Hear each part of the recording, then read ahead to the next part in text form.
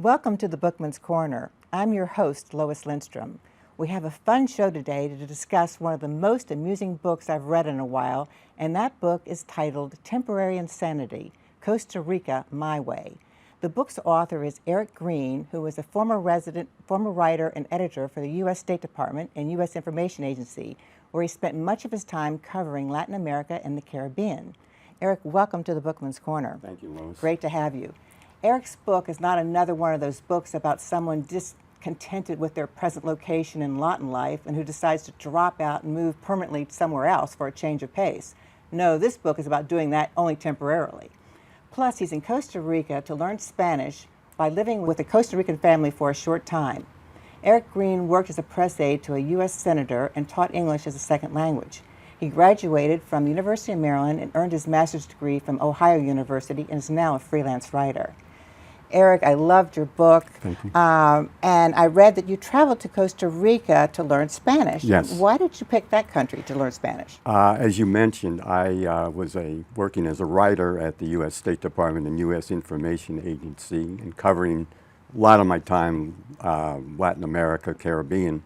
And I thought for professional reasons I should learn Spanish and know it better. Sure. And personally, I wanted to learn another language just for my own sake. Yes. And so coincidentally, my mother saw an ad in the newspaper for Costa Rica Spanish language school. Mm-hmm. And she said, why don't you go there? And I said, well, why not?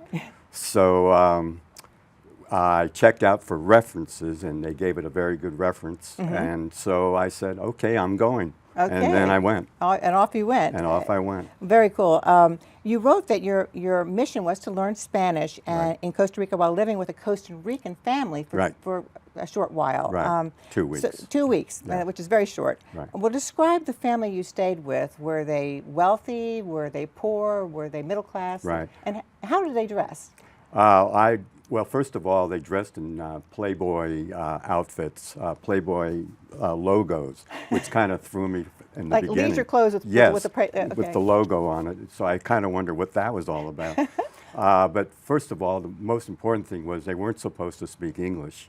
So that was the first criteria for me to live with them. Yes. And it turned out they didn't really speak English except for one daughter who spoke perfect English.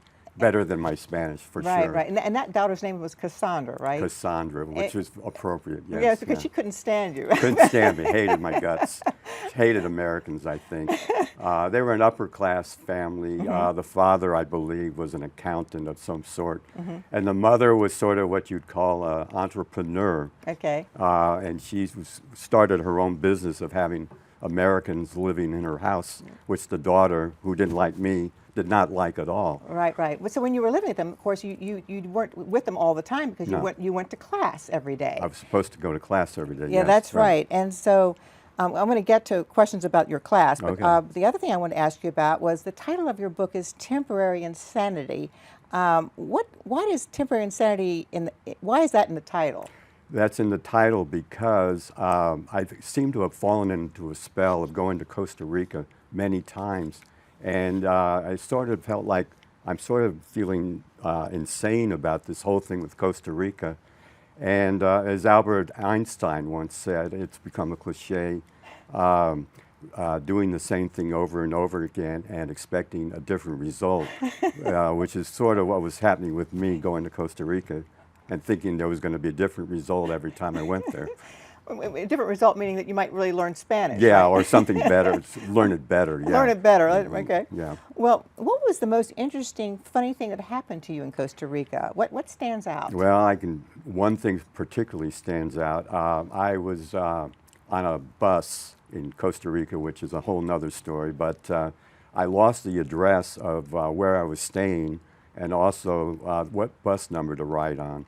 So, and it was getting dark, so I just hopped on a bus hoping it was going the right direction.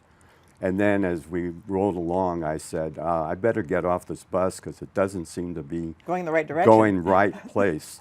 So I walked up to the bus driver.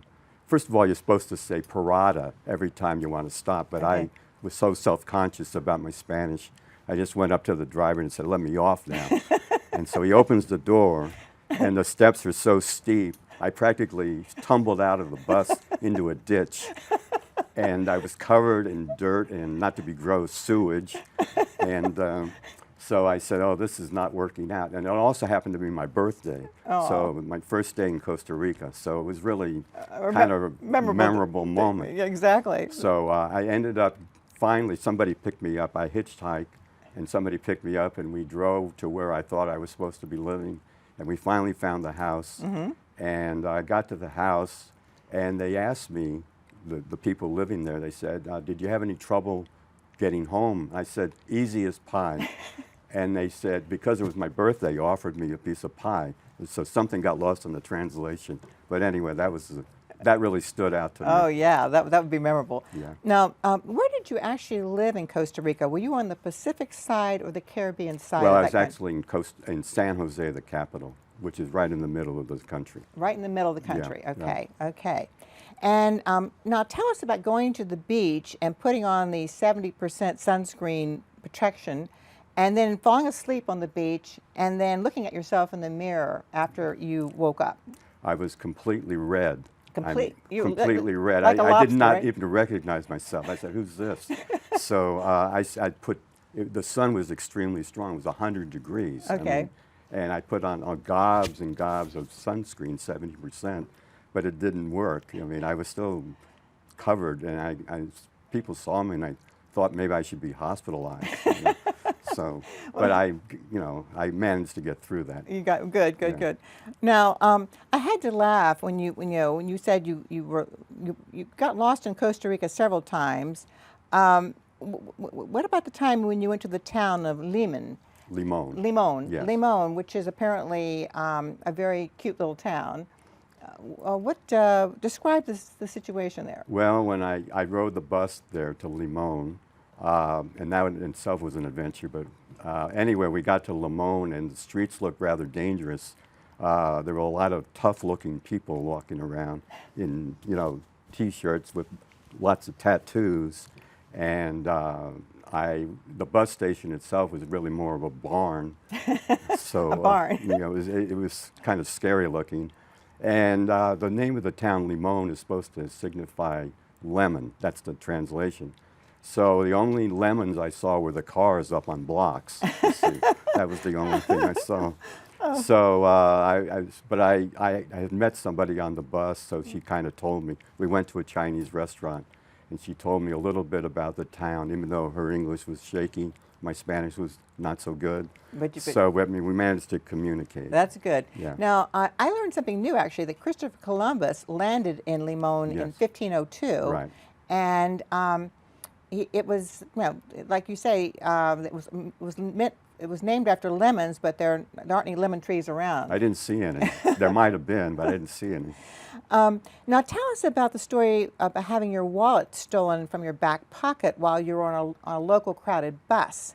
I mean, did you report this problem to the police? Yes, I did. That in itself was a little bit traumatic, because a lot of people were at the police station who had also their wallets and purses stolen. It seemed to be kind of a common thing. So when I got there, the police guy, whoever he was, when I got to my turn, he had to type everything in triplicate.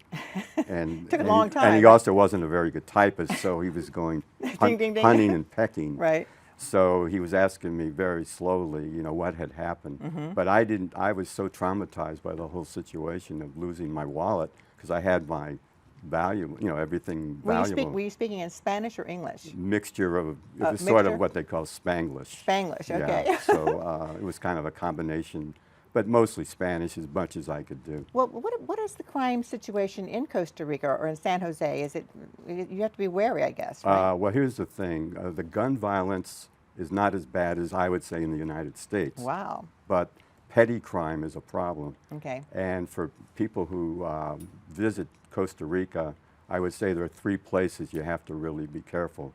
One is riding the bus, because that's a place where you can really get things stolen. And you don't even know it's being stolen. Right. That's the problem. Another place would be on the beach. Okay. You can Don't take valuables to the beach. Don't take anything that you want for good on the beach.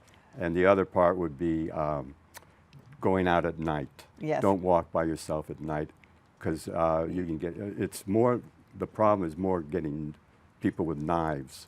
That's Ugh. the problem. Ugh. So that, and I don't mean to tear down Costa Rica. No, but yeah. That's a reality Yeah. of the place, yeah.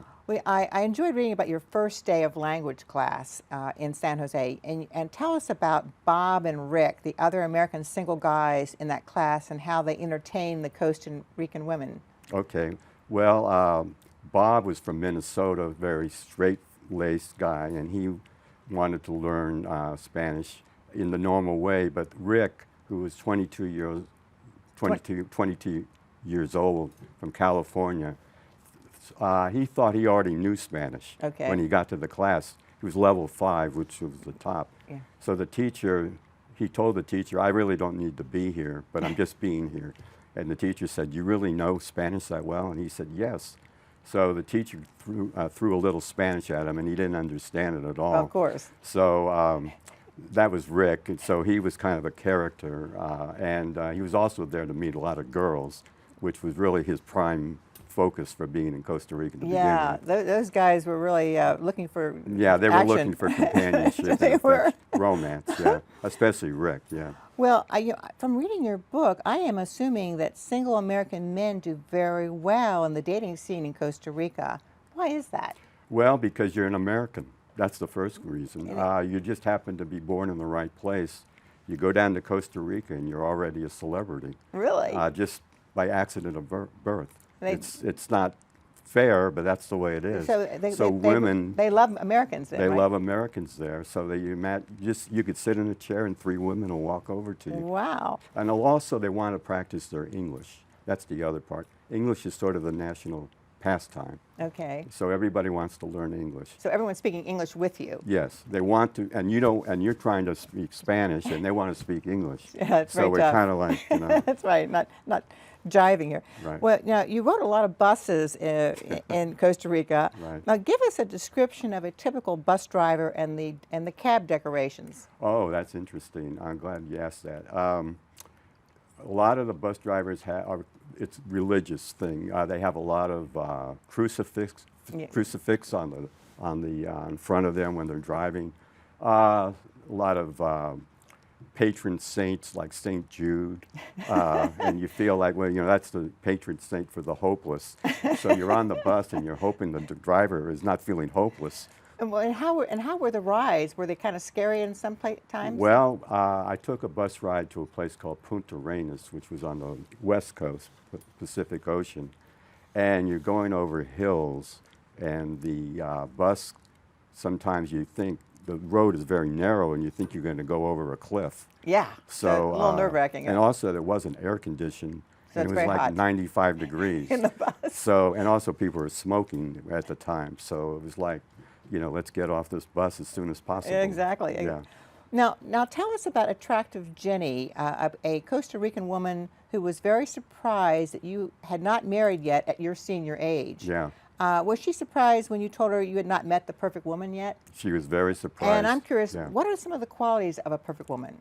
Oh, boy, that's an interesting question.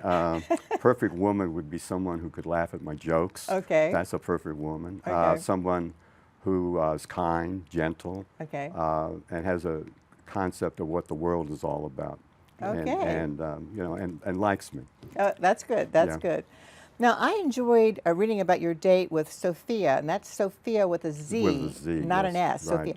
Sophia. She was really good at getting you to spend money at expensive places. Yes. And at the end, you weren't sure if you had enough money for the bus ride home. Right, exactly. Well, tell us about a date with Sophia. Well, she had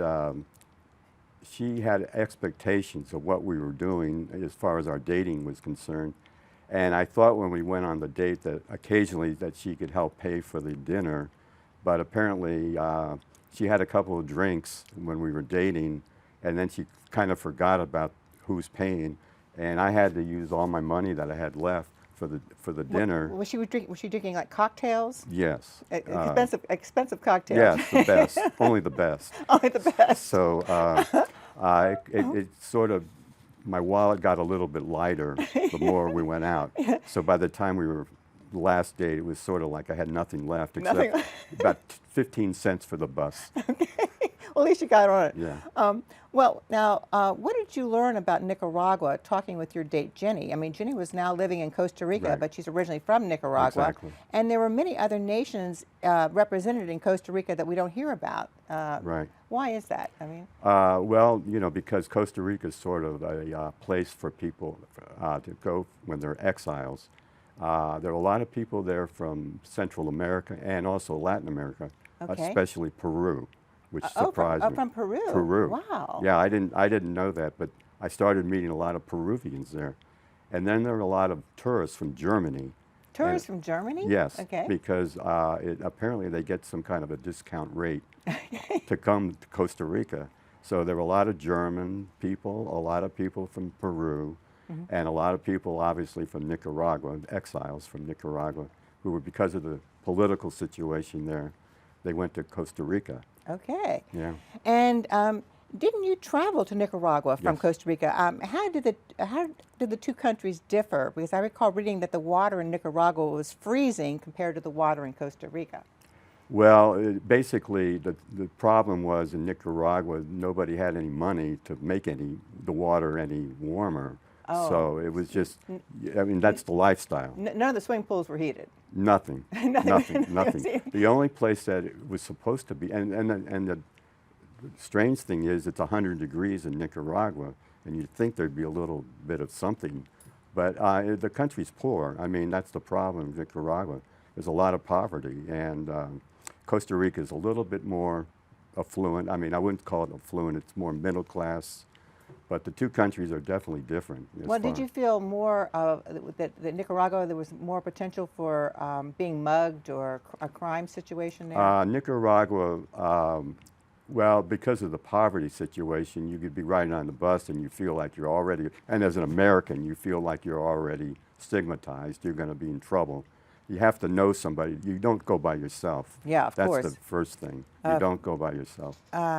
And what about the long rides through the countryside in Nicaragua? Because everyone's smoking, right, on the bus? They're all Yes. smoking? At the time. I don't know whether they're doing that still, but at the time, even the bus driver, He's smoking. yeah, but he would take breaks and get off the bus and take a smoke outside. Okay, And then get back in. But I felt like, you know, this is not too. In fact, I asked somebody behind me on the bus, would you mind not smoking? In my face, at least. And he kind of laughed at me. And everybody on the bus started to laugh. I bet. Because this American, you know, he doesn't want to have anybody smoking. That's right. Right. Well, now, I'm going to jump back to Jenny. She had a 17-year-old son, Donny. And what did he look like and how did he act? Because he reminded you of someone from a film, didn't he? James Dean. James Dean? Yes. He was the spitting image of James Dean. Wow. And he attracted all sorts of women because he was so handsome, good-looking, movie star looks. Okay. And so, but he also had this other flaw in which he was a wild guy. He drank, he smoked, and he stayed out all night. Did he work? No. Did he go to school? No, he didn't work. He just hung out, He right? just hung out, and he was sort of like, you know, an outcast in the family. But I mean, he would disappear for days, Okay. and cause all sorts of trauma for his mother. Sure. And where was he? You know, and but he had all these girlfriends, so. So the phone was ringing off the hook, The phone right? was always ringing, and he also brought in strange people to the house Oh, as well. wow. So. Well, now tell us about taking a teaching job in Costa Rica where you're teaching English to upscale kids. Actually, it was I was supposed to be teaching a journalism class Okay. to American kids, Okay. and all their parents were all diplomats or Journalism, okay. engineers or whatever. And it was a class of American kids, teenagers basically, and it would be almost like being back in the United States. A lot of the kids were alienated, and they didn't really respect the teacher, and whatever he was going to say to them, they would laugh at. So it was almost like being back home. So I said, why am I teaching in Costa Rica? I could be doing the same thing here, you know. So it's a tough job no It was matter a what, right? Very tough job, yeah. Well, from your book, it seems that McDonald's is the place to meet people. Did you yeah. think it was the best place to meet new people, and how's the food? The food was actually good. The McDonald's, I hung out there many times for dinner. Do you think was that good. that the McDonald's in Costa Rica was better than what you'd find here? No, it wasn't better, but it wasn't Terrible. any worse. It Yeah. was about the same. But that's where a lot of the American retirees would gather, and they'd sit by the window and look at the women passing by. And that's Right. what they do. And I kind of sat away because I didn't kind of want to get involved in all that scene. You know, I wanted to kind of be independent of, and I wanted to speak Spanish. I didn't want to speak English. Sure, sure. Now you wrote at the end of your book that you would not be going back after all the times you had traveled to Costa Rica. Or did you go back after you published your book in 2019? Right. Well, I said in the book, don't quote me on that statement Yes. because it didn't turn out to be true.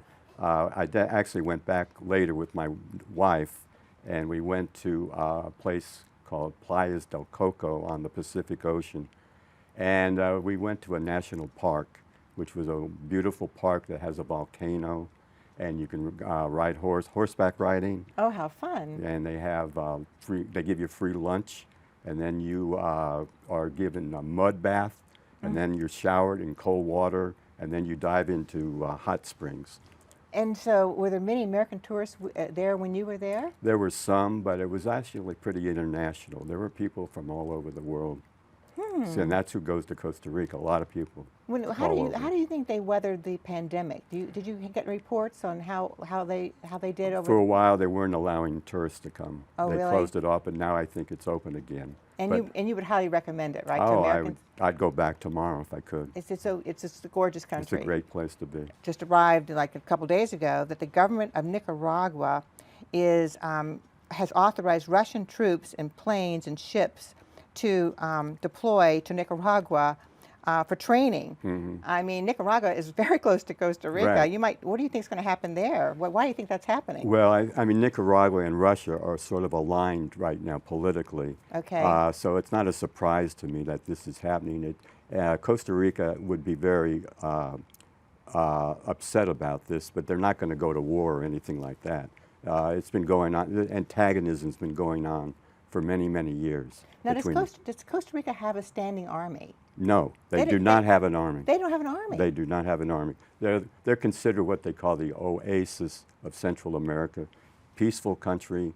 The rest of Central America is basically having all sorts of political problems, refugee problems, migration problems. So, but Costa Rica is the stable place in Central America. So that's why people like to go there. Oh, wow, wow. Now, Eric, I know you are busy writing. Do you have another book in mind? Well, I had a new book that just came out. It was about coming to Washington, D.C. from where I lived in Indiana. I'm a native of Indiana. So I just wrote a new book about coming to Washington and what I felt was going to happen when I got to Washington. I had no idea what the lifestyle was like here. And I thought everybody was a politician and worked at the State Department or the White House. So I had to kind of understand, the zeitgeist, the word. So that's what the book is basically Okay, about. very cool. Yeah. I'm so happy you joined us today as our guest author. And where can our viewers in Arlington find your book? My book is on Amazon.com as Okay. a paperback, and Okay. also as it's also a Kindle. You can get it on Kindle. Well, again, thank you so much for being a guest author on the Bookman's Corner. Thanks for watching. Please join us again next month for a new edition of the Bookman's Corner. I'm Lois Lindstrom.